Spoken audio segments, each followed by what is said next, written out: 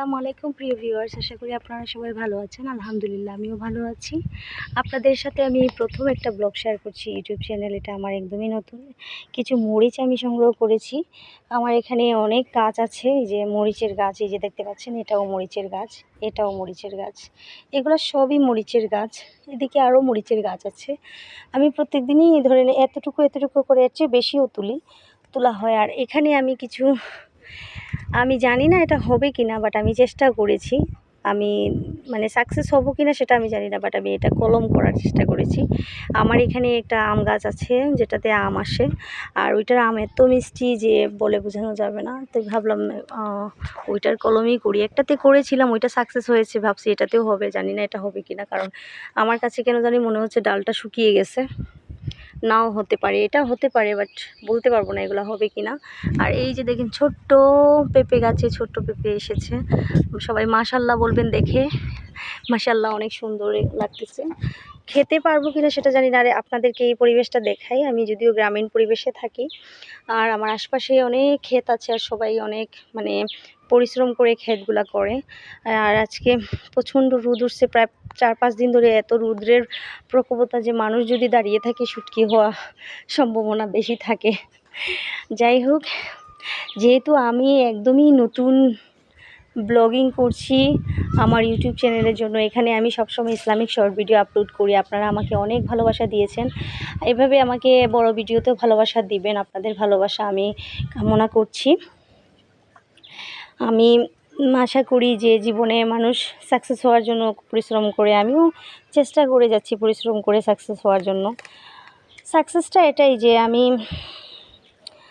একদিন আপনাদেরকে আমার বাবা মার ধর্ম চেঞ্জ করার গল্পটা আপনাদের কাছে আমি শেয়ার করব।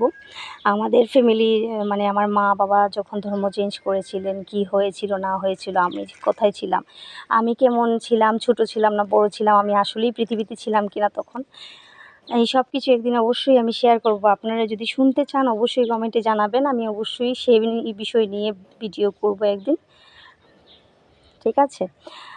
আর এই যে দেখেন আদার প্লান্ট রয়েছে, এখানে আদার লাগাইছিলাম, এটা আদার, এই আদা গাছটাও উঠে গেছে।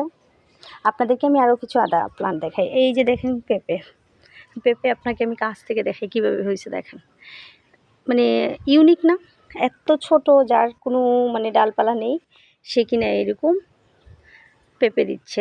সবাই মাশাল্লাহ বলবেন। আর এই হচ্ছে গিয়ে আদা, আমি এখানে অনেকগুলো আদা লাগাইছি।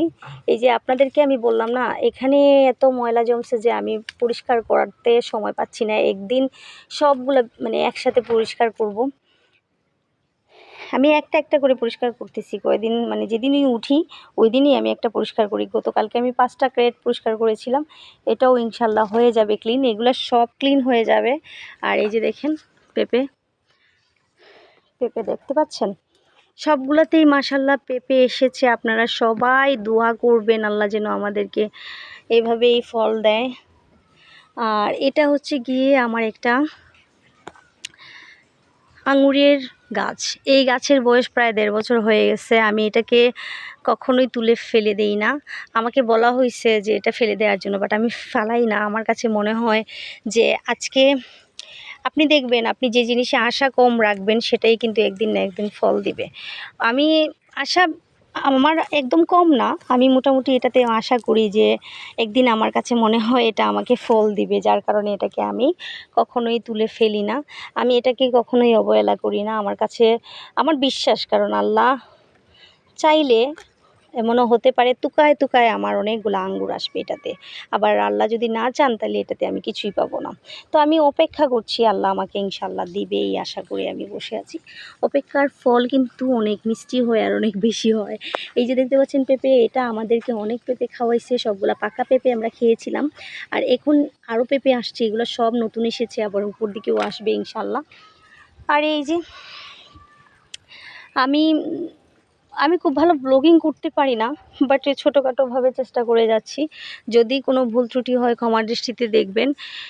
আর এখানে কিছু চারা লাগানো হয়েছিল, এই যে দেখেন এগুলোর অবস্থা, আমি পানি দিয়েছি, কারণ পানি না দিলে আবার এগুলো মরে যাচ্ছিলো। ভাবলাম এগুলোকে পানি